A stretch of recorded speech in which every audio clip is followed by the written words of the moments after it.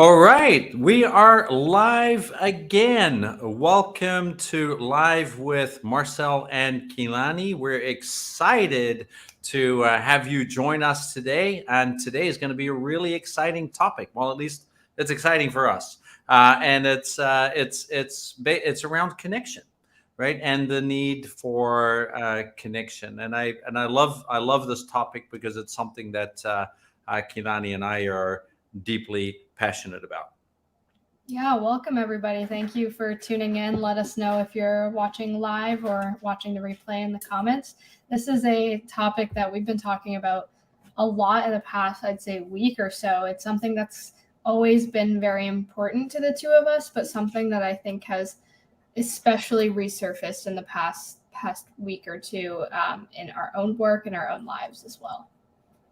Yeah, and and I think what especially is making the conversation around connection so relevant today, of course, is not just the changes that we've seen, during the pandemic, where people were working remotely and they were living in isolation for a large part. And we saw back then, of course, the just based on surveys, the mental health numbers really declined on for people. It was it was a big trouble, or challenge for people, back during that period. And I know I struggled a lot with my mental wellness as well, during that period, because I don't handle isolation very well myself. And but I also think that it's becoming increasingly more relevant even today, even though that people are starting to go back to work, and there's this excess of technology where we can connect. We're probably, in a way, technologically, we are probably more connected with each other than we ever have been. And yet we, with this technological ability, people are still feeling more isolated than they were a decade ago, which is really interesting, right? And it shows that there is some form of disconnect there between our ability to connect with technology and our ability to connect human to human. And there seems to be a missing link there. And another interesting pieces, of course, is the recent research done by Gallup, where they surveyed, I think, 5 million people over the past year or so, and in that period of time, they discovered how unhappy our population is beginning, and especially corporates, right? Especially in terms of business people, and there seems to be a correlation between how disconnected we feel from each other and the level of happiness that we actually experience at work. And we all know, of course, from great research from, for example, Sean Acor, right? Who did tremendous research on happiness at work and productivity and profitability, right? We know that having a healthy and happy workforce is also, of course, going to be way more productive and therefore also more profitable. So there is this definite link that we see with connection, or maybe a feeling of disconnection. And that's why I thought it would be really good for us to have a conversation about what does it take, right, for us to be connected, and what can we do in this different way of working and this different way of living, for us to be able to feel more connected with each other. Yeah, definitely. And one thing, and I think we can go into this more later into the conversation maybe, but I think a big piece of being able to connect with others is being able to connect with ourselves as well. And I know we always start our live streams off with kind of defining the topic that we're talking about. And one thing that I'm starting to lean into more is when we're talking about something feeling right or being on the mark, to instead shift our attention from it being up here, from what are the key points that I know is right, but to instead feel how do I feel when I'm connecting with people? How do I know on a deeper level that I am connecting to people? And I think that with connection, that it is really important to define that it goes beyond just here's what you say, here's how you act, here's what you do, but that instead that it's a very individual or a very individualized piece, that it really is about how it feels to you. And that's how you know when you're quote unquote on the mark, and when you're doing it right, as opposed to kind of other more concrete ideas that we can list. Here are your key points. Here's how you connect, how you do things.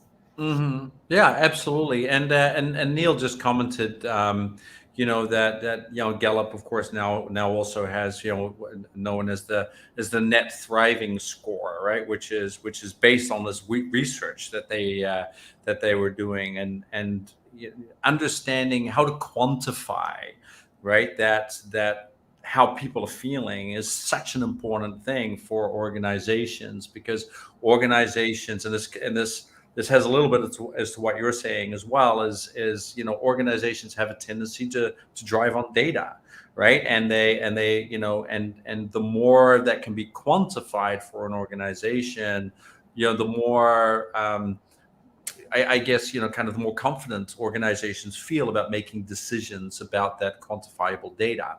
And so what Gallup has done is they've quantified it, right? Which is a fantastic tool for organizations. But at the end of the day, and you're absolutely right, Kilani, at the end of the day, it's still around the blind spot, right? As the book says, right, is the fact that we live in our heads in the space of thinking that we know, right? And when we are looking for data to be able to quantify things, it's in our headspace. And so we're still kind of living in that headspace, but it's really the stuff that happens in the heart and the gut, right? That happens in our bodies, that really tells us, are we really hitting the mark here? And I see a tremendous disconnect between the head, heart, and gut in professionals today, because there is such a over reliance on what happens in the head, because that's all that we can quantify. And it becomes very difficult for organizations to kind of run on intuition alone, right? I mean there needs to be a data point that they can rely on and make these decisions on. And so what ends up happening is that a lot of managers, when they grow in the ranks, and they're promoted upward, they learn to really overly rely on what's happening in that headspace. But there's nowhere along the line that they're actually learning from others how to also be able to access their bodies, how to access what's in their hearts and what's in their guts. And so in a way, they're growing, right? They're developed, they evolve as thinking beings, but not necessarily feeling and sensing beings. And the interesting thing, and what I see as a big difference between leadership and management, is that great leaders have a tendency to be able to do all three, right? That's where they are connected a lot more with their bodies, as where a lot of managers just aren't. And I think that with the conversation around connection, is as you rightfully put, is that we have to start with being able to connect with ourselves first.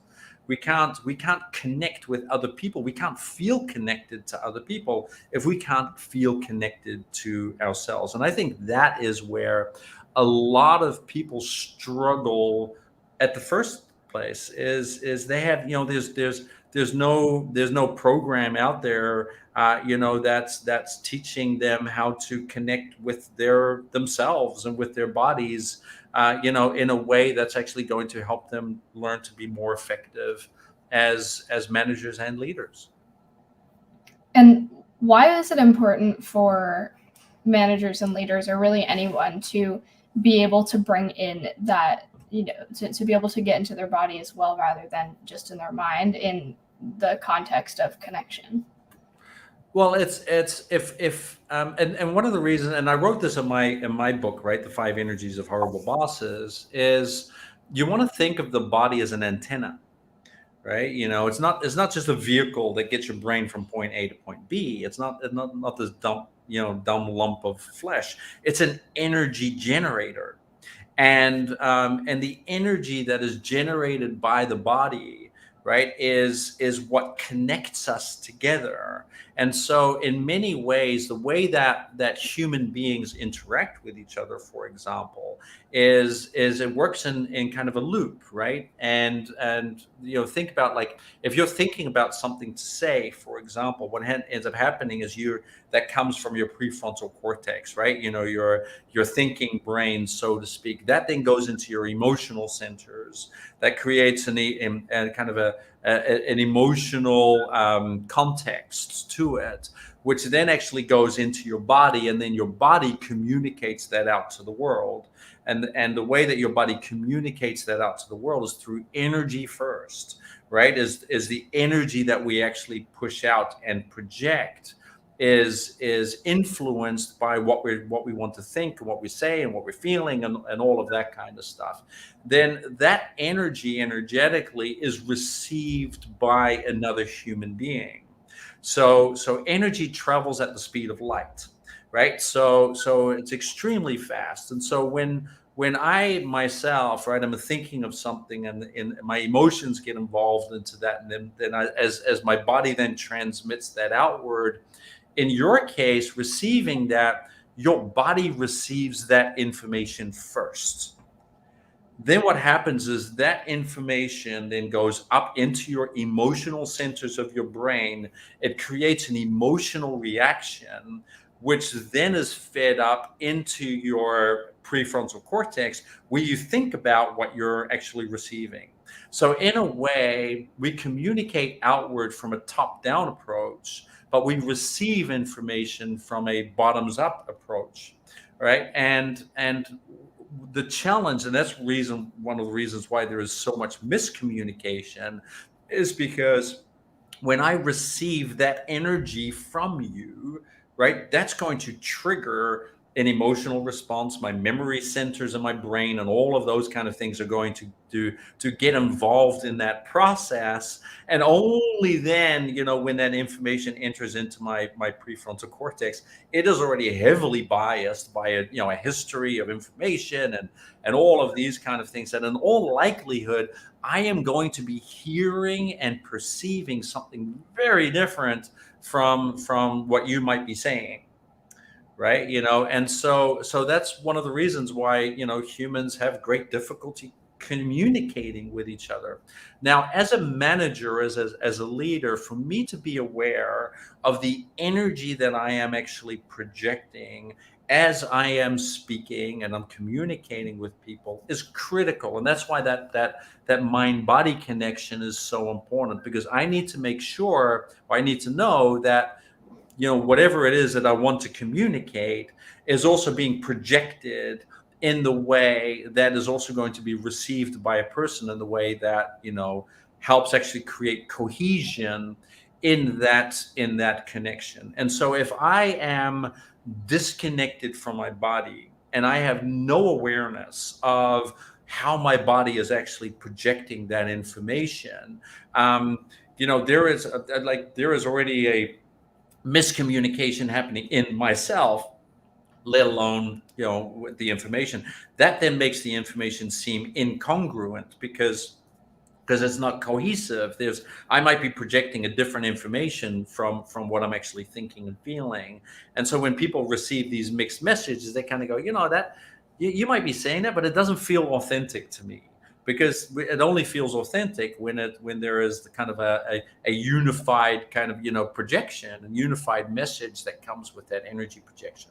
And that's why so many managers and leaders struggle to be a source of positive influence on their people, because they're disconnected from their bodies, right, in that way, because we're not taught how to do that. And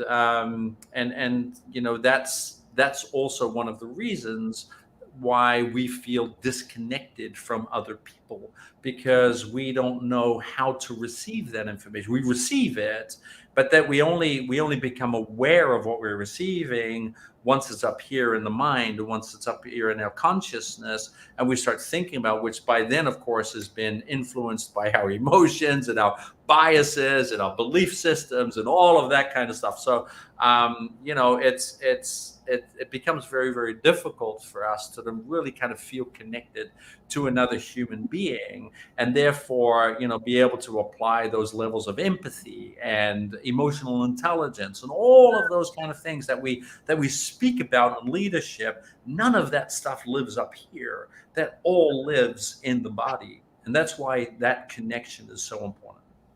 Mm-hmm. Those are such great points, and I think it's really easy to brush off these ideas at first.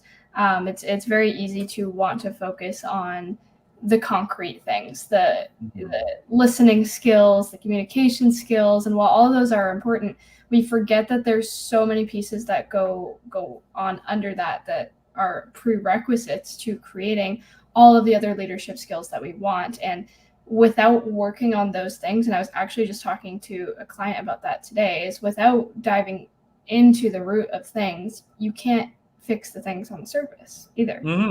Is that you may be able to kind of fake it till you make it in that sense, but like you said, people pick up on the incongruency there. But when you really dive deep and fix what's going on underneath the surface, then it just automatically spills out into what is on the surface, right? Yeah, absolutely, absolutely. And so I think back, before we lived in a virtual world, right? Before we lived, kind of operated in this virtual space, um, I think that people had a tendency to feel more connected, right? Because they were in the same room as somebody. And even if that energy was incongruent, right, there was at least energy being perceived. And because we're still receiving energy from each other, right? You put a bunch of people in a room, they're all projecting energy onto each other, and it's creating an energy in the room, right? That what I like to call the climate, right? It's like an energy climate that we create based on all of the energies collectively from all of the people. And so even if you walk into a room and you're not necessarily thinking about what energy you project, you're going to pick up on that energy, right? You're going to feel that energy. You're going to say, hey, the energy here is great. It's positive energy. I want to be in this energy. I love this energy. Or you're going to go, dude, that's just something. So who just died, right? It's like something just happened. What happened here? And we pick up on those things very, very, very quickly. But when we're in a virtual environment, that becomes a bigger challenge because we're further away from each other, and having the awareness of how we can actually connect energetically with each other, right? Even if we are not in the same room together, is becoming an increasingly important skill for professionals. So if you have a team of people and that team is spread out all around the planet, how do we help each other, or how do we stay connected to each other at an energetic and emotional level, right? Without feeling that level of disconnect. And the ability for us to do that requires some practice, and it requires some exercising, right? Because we're not used to understanding that we are actually in charge of how far our energy can actually travel, right? And living in the body, right, that projects energy at the speed of light. um, we can reach another human being on the other side of the planet instantaneously, but we have to be very, very consciously aware. We have to know how to do that in order for us to be able to connect with someone who is that far away. And when we're in the same room, we take that for granted because we're already feeling that. And I think that's the disconnect, right? That's the disconnect that we're sensing in people today, is that people are not learning how to actually kind of really connect with each other energetically, despite the fact that they might be, kind of halfway across the planet. Yeah, definitely. And what I find really interesting too is it seems that this has come with the rise of social media, but also especially in the past couple of years, is, as you mentioned, it's so easy for us to connect with each other, but yet there's almost this feeling of ickiness when it comes to trying to connect with people on a deep level. And I'm not sure if that's just how our society has developed, and I'm not Mm. sure what where that comes from, but it's really interesting. I've noticed when you talk to people about connect deeper to other people, people are like, yes, I want to do that because we do have an innate need to connect with people, but there's also this like, I'd rather not do that, and the walls go up, that's uncomfortable. Yeah, yeah, Yeah. and it can be a little scary too, Mhm. right? Because connecting with another human being, is intimate, and we're not necessarily taught how to be intimate with each other, right? I mean, that in itself is I mean, to speak from a leadership standpoint and have a conversation about being intimate with each other. Well, I mean, ta-da, right? There's like, people are going to be like, right? And they're not, but they're not ready necessarily to understand that it takes a certain amount of intimacy to be able to connect energetically with each other without actually having to be physically intimate with each other. It's just, there's an emotional intimacy, and that requires us to be vulnerable. I can only be intimate with you energetically and emotionally if I'm willing to be vulnerable with you. And I think that is one of the greatest challenges for people, is that willingness to be vulnerable, because for some reason or another we've evolved into especially in this digital space, of that, we have this image that we need to uphold, and that image is what we need to protect.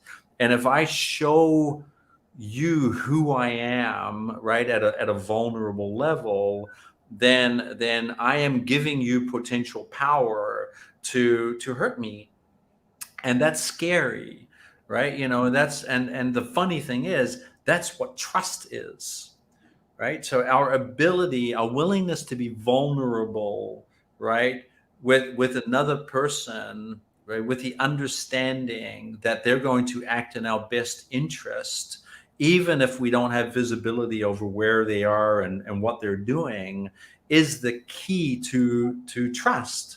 And it's our ability to trust another human being, that they're going to take that vulnerability and reciprocate with vulnerability. And so what makes it easier for us is to not go there, right? Say, hey, how about I not be vulnerable and you not be vulnerable? How about we start there? And then let's at least get along. Let's at least work together. And the interesting thing about that, of course, is that is what creates this sense of disconnect, because I am not willing to be vulnerable with you. Where we are, when we are in the same room with each other, it's easier to be vulnerable with each other, because you can read each other's body language. You can you feel each other's energy naturally, because you're already in the same room. You can sense a lot more about that person, and so it's easier to connect energetically, and therefore feel more connected with another person. But the moment that we're not in the same room anymore, that becomes a different conversation, and that becomes more difficult. And I think that's, it's that fear of vulnerability, right, that holds a lot of people back from actually willing to connect with another human being.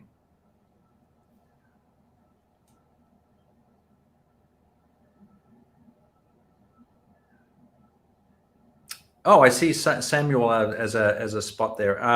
So yeah, and wonderful wonderful suggestion, Samuel. So Samuel says, what are some exercises that we can suggest to improve a virtual connection? Because it sounds correct but very new. Yeah, maybe maybe already you're doing so, but not doing it properly. Yeah, I love that. And of course, Samuel, you're right. We are already projecting energy all the time, right? And we're also receiving energy all the time.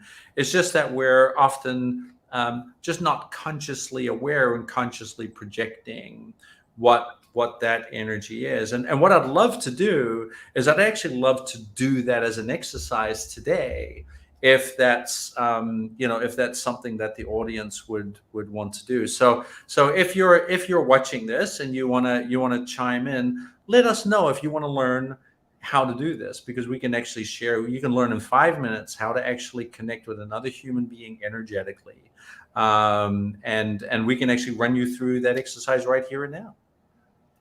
Yeah.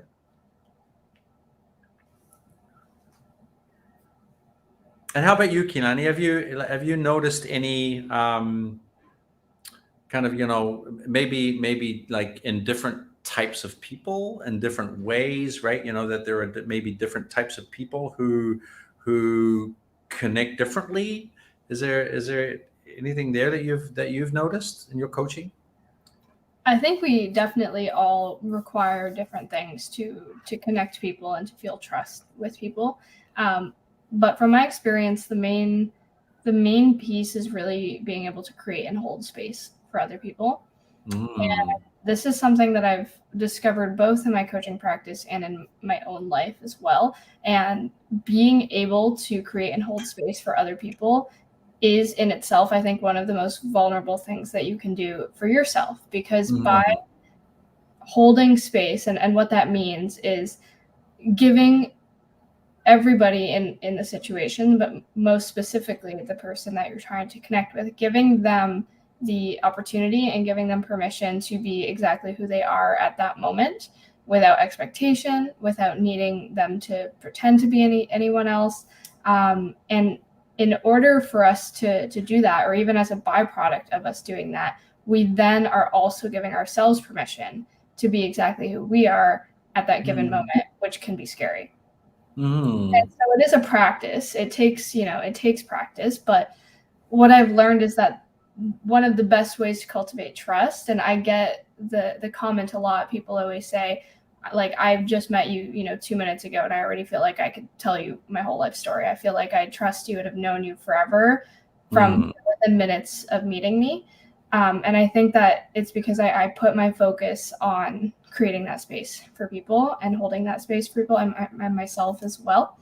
And it really does just come down to creating that trust. And what Mm. I've found is that the most, I'm hesitant to say the word simple, but by simple, I mean that it works for everyone, is to find a way to create and hold space for them. Mm. Yeah, and that's so important, because in a way, right, that's almost like giving another person permission to project their energy, right? Kind of like project themselves in whatever way, whatever it is that what that might be. But actually just giving them the space to do that can really help them just feel comfortable, right? And knowing, say, hey, I can be me, I can be myself. And that is almost that sense of like, if I feel like I can be me, right, then it's also easier for me to actually be vulnerable with you, Mhm. right? And so rather than, and you're almost talking about that from an inviting energy standpoint, right? Where it's more about kind of like, inviting that energy in from them, and without them feeling like, there's um, anything potentially harmful or bad that can be with that, and just giving them that opportunity to do so. Yeah, that's awesome. Yeah, I like that a lot. And that comes, that brings us to, of course, the five energies as well, right? Is that we do have these different energies that we project, and a lot of that that understanding of the type of energy that we're projecting has a lot to do with how we're connecting, right? And if I'm the kind of person who is very forward focused and very kind of outcome focused, right? And I want to, all I want to care about is, getting the work done and say, hey, what's, what are people doing, and what are people producing, and I take that very seriously, right? And I'm always kind of pushing that conversation, then I'm going to be projecting a certain type of energy that can seem very aggressive to some people, right? And and in that sense, it's potentially challenging, because you're like, hey, listen, I'm trying to connect with somebody, but they're feeling intimidated by that type of energy, right? And that can be a very different, as where, for example, on the opposite end of that spectrum is that inviting energy. And an inviting energy is about empathy, and it's about understanding, and it's about, kind of, there's a different type of warmth to that energy of where it really is about, it's almost like an emotional hug, right? Where people feel like, hey, I can really lean into this person and really kind of lean on them, to share that information. And how am I then being in that instance? It's very much a Tai Chi thing, right? With push and pull in terms of that energy. And then, of course, there's light and heavy energy, right? Which is lightness is that carefree, joyful energy, that when we're having a good time, and when everybody in the room is having a great time and they're joyful, it's very easy to feel that, kind of that, what some people would like to call positive energy, which is, that really kind of that joyous space. And a lot of people, of course, enjoy that. And the opposite end of that spectrum, of course, is heavy energy, which is, the energy of responsibility, and logic, and all of those kind of things, which can be important too. But that it's a different type of energy that we're projecting. And so what we notice is that when people are projecting a certain type of energy, and the other side is not necessarily ready to receive that energy, that's what actually creates a disconnect. And that's one of the reasons why I wrote, the five energies of horrible bosses, because it's understanding the type of energy that you need to be projecting in a certain situation, also with a certain type of person, a certain energy that they are living in, that helps you actually connect a lot better. So it's not just about the projection of energy, but it's also about the type of energy that you actually might be projecting, right? And Samuel actually made a comment. He says, create and hold space. Thanks for sharing your experience. I think this does need exercise to do it. Yeah, absolutely. And actually, not just exercise, but practice.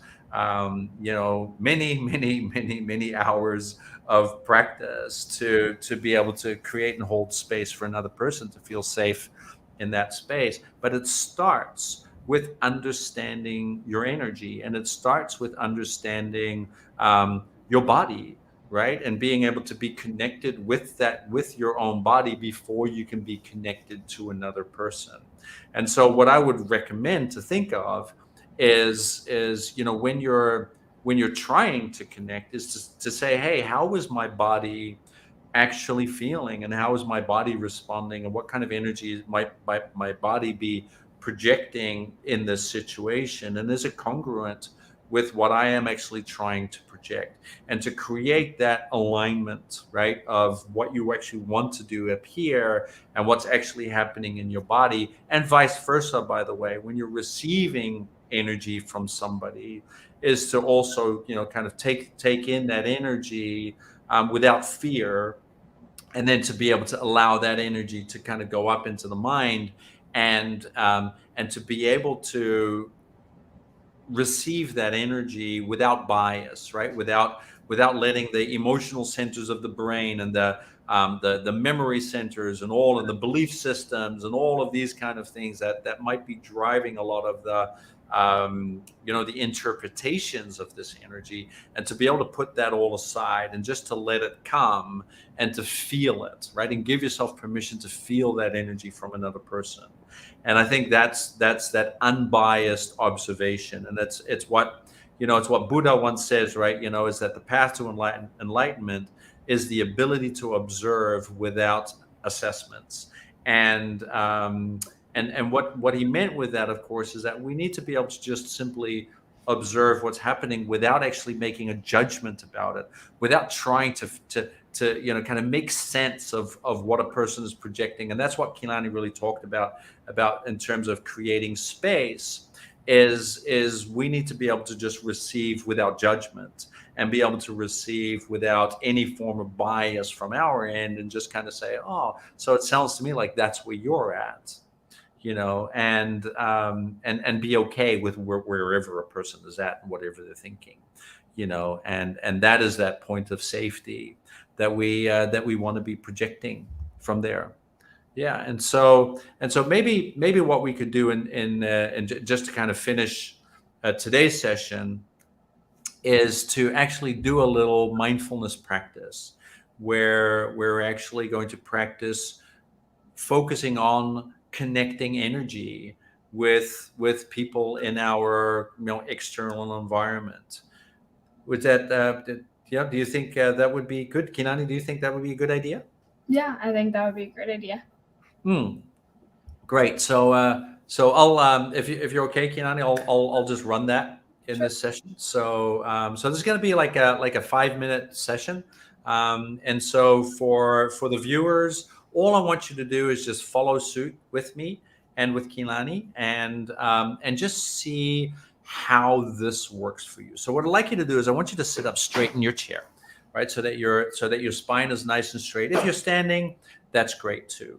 But from this position, just focus on us having a nice straight spine, right? From head all the way down to your tailbone, just having that nice kind of alignment, nice and straight. Now from here, you don't have to close your eyes if you need to, but what I want you to just focus on is just relax your body and just relax your breathing.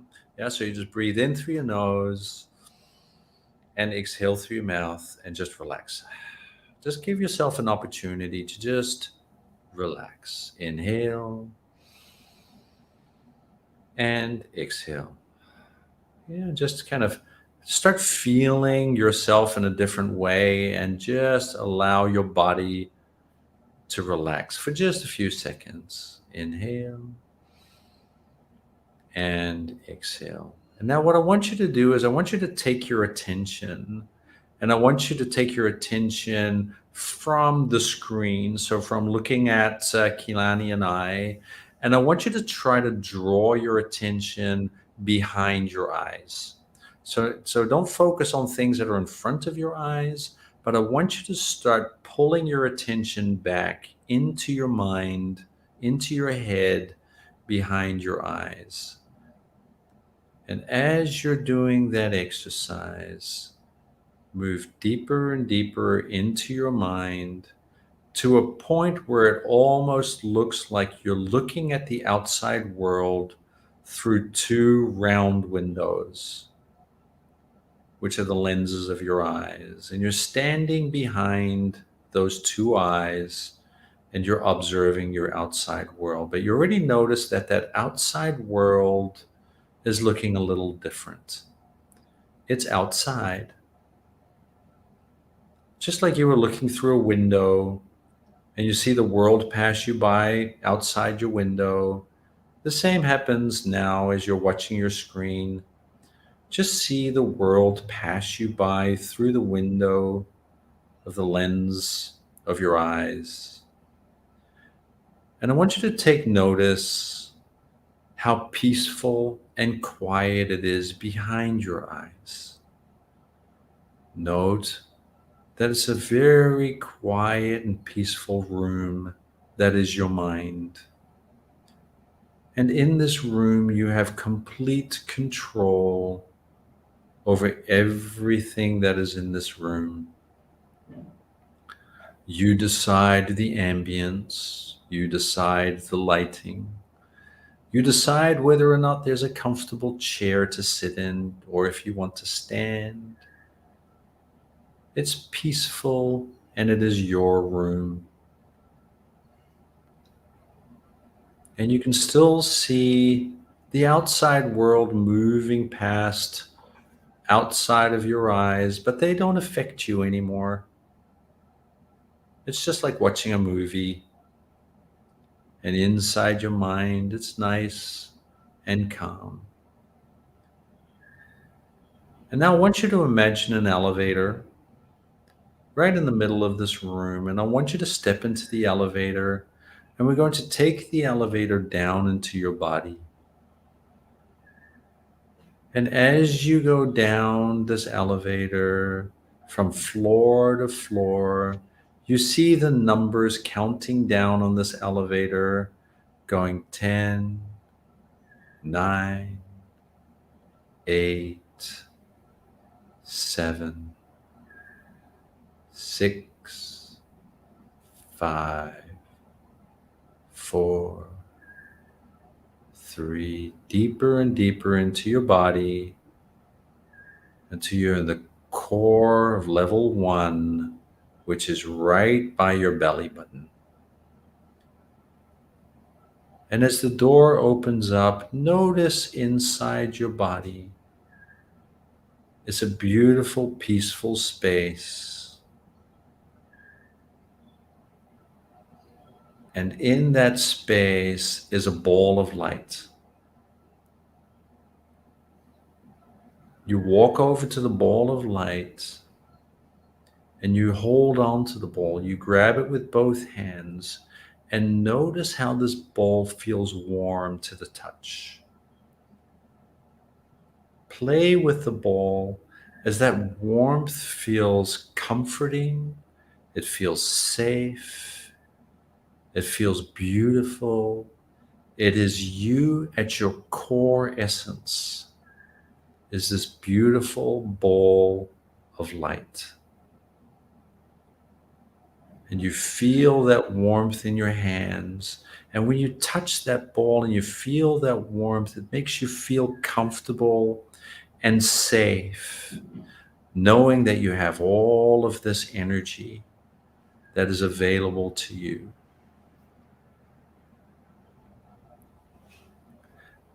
And now what I want you to do is I want you to imagine that ball of light becoming bigger. I want you to expand that ball of light until you fill your whole body with this beautiful, warm, clean light of energy that is you. It fills your body, it fills your stomach, it fills your heart, it fills your lungs, it fills your legs, your arms, all the way up into the head. You become a ball of light. And see yourself glowing from this beautiful ball of light that is you. And as that warmth is building up in your body, I want you to see the warmth actually moving outside of your body. Your skin is no longer a barrier as that light transcends beyond your body and still continues to expand. And you see the light expanding into your room. As your light fills the room, you can sense how the energy in the room is starting to change. Much like a cup of coffee or a cup of tea, where you slowly pour the milk into the tea, you can see the color of the tea changing. The same happens with the energy in your room. This beautiful energy that you are projecting into the room is creating the same type of mix and is slowly changing the energy in the room. And now what I want you to do is I want you to take that energy and I want you to push past the walls of your room, past the walls of your building, out onto the streets. And I want you to keep projecting that energy out onto the streets. And notice that there are people walking on the street, people you do not know. People, random people going to work, coming from work, hopping into a bus, driving their cars. And I want you to allow that energy to touch them and pass on to them as you're connecting yourself with each and every one of them. Donate your energy to the world around you and give them an opportunity to feel that beautiful essence that is you. And notice that there is no limitation to the amount of energy that you can share with your world. Let that energy transcend beyond your street, through the city that you live in, into filling the entire country that you live in. Connect with everybody there and just imagine everybody being connected to your energy. And now, what I want you to do is I want you to imagine somebody that you might know, someone you care about, or maybe even somebody you don't care about so much. But there's going to be somebody on this world that I want you to focus on. Where are they in this world? And what I want you to do is I want you to imagine where they are, and I want you to take that energy that is expanding and expanding. And I want you to take that awareness and I want you to reach out that energy to where they are. Project your energy to them. Find where they are. Find where they are in the world and connect with them. Donate your energy to them and feel that connection with them. And imagine connecting with their energy. If in a moment where they might be asleep, they might be doing their work, they might be, doing whatever it is that they're doing in life. And I want you to connect this beautiful essence that is you. And I want you to donate that energy and I'll give them permission to feel your energy. And feel what that connection feels like to you. Feel how beautiful that connection is with another human being as you're donating your energy to them. Expanding that awareness. And if you want, you can take that energy and even circumvent the globe and share your energy with the whole world, because you have unlimited energy. And you can share this beautiful essence that is you. And while you're doing that, I also want you to feel the reciprocation of energy that you're feeling from every person you're touching. Connect with every person on this planet energetically and give yourself permission to feel their energy. Let their energy come to you as well, wherever they are on this planet. And now take that energy and even connect with animals and nature. Even the rocks and mountains on this earth. Connect with every piece of element that you can think of. And connect with the stones, the rocks, everything. And allow that energy to flow back into you, into your stomach, and fuel your energy. And you're going to take that ball and you're going to press it back down and notice how strong and energetic that ball feels. Notice how powerful you are as an essence, as an energy being. And you're going to hold on to that ball right in front of you. You're going to hop back into your elevator and you're going to take the elevator back up into your mind.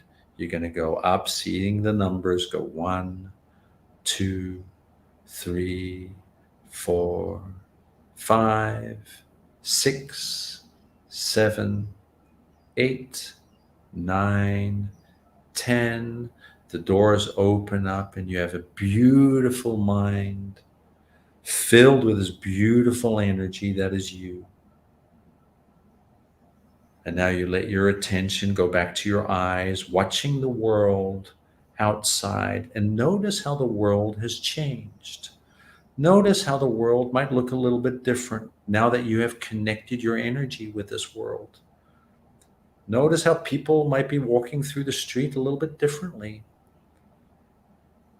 The problems that might be in your outside world that you thought were big problems before might look differently now that they've been connected with your energy. And you slowly but surely let your attention now pass beyond the windows of your eyes into the world that you are in today. And you slowly open your eyes if your eyes were closed, refocus, and bring yourself back to this conversation. And that is how the first step in practicing expanding your energy to other people. How was that for you, Kilani? It's really nice. I feel a lot more relaxed now. Yeah, and how about energetically? I What's feel very in control of my energy. Like I feel like I really like the feeling of bringing the energy into this condensed ball, because that's what I feel like I've kind of gathered everything into one place, and now I have this like source of energy that I can use to do whatever I want to do with it. beautiful. Yeah. And so are you feeling more connected with Yes. yourself? Yeah, exactly. Right. And so what I'd like to encourage you to do is just, is rewatch this video. The beauty is, even though it's a live video, you can watch it time and time again. We now have a YouTube channel. So, you can join us, the Level 5 Partners YouTube channel.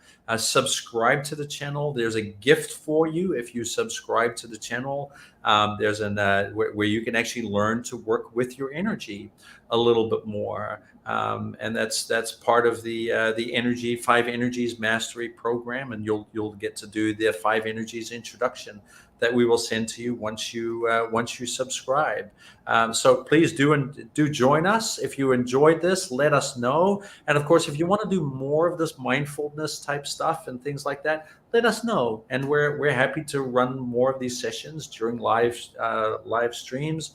And of course, learning how to do this with your team and learning how to connect with your people can be very powerful from a leadership perspective as well.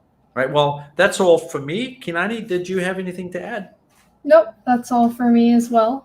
Thank you everyone for listening in, and to everyone who commented, thank you as always. I hope you guys got a lot of value out of today. I think we went in a really cool direction with today, and definitely talked about some really impactful stuff. So if I can give a piece of advice, definitely practice this stuff and take it into your own world, own practice, both with yourself and with others. And you start seeing change really, really quickly using this stuff. It's crazy how fast it happens. Yeah, it's almost instantaneous, isn't it? Mm-hmm. Yeah, absolutely. All right. Well, thank you so much, everybody, for attending, and please do stay connected, and we will see you in the next live episode. I'll see you. Okay. Bye, everybody. Bye.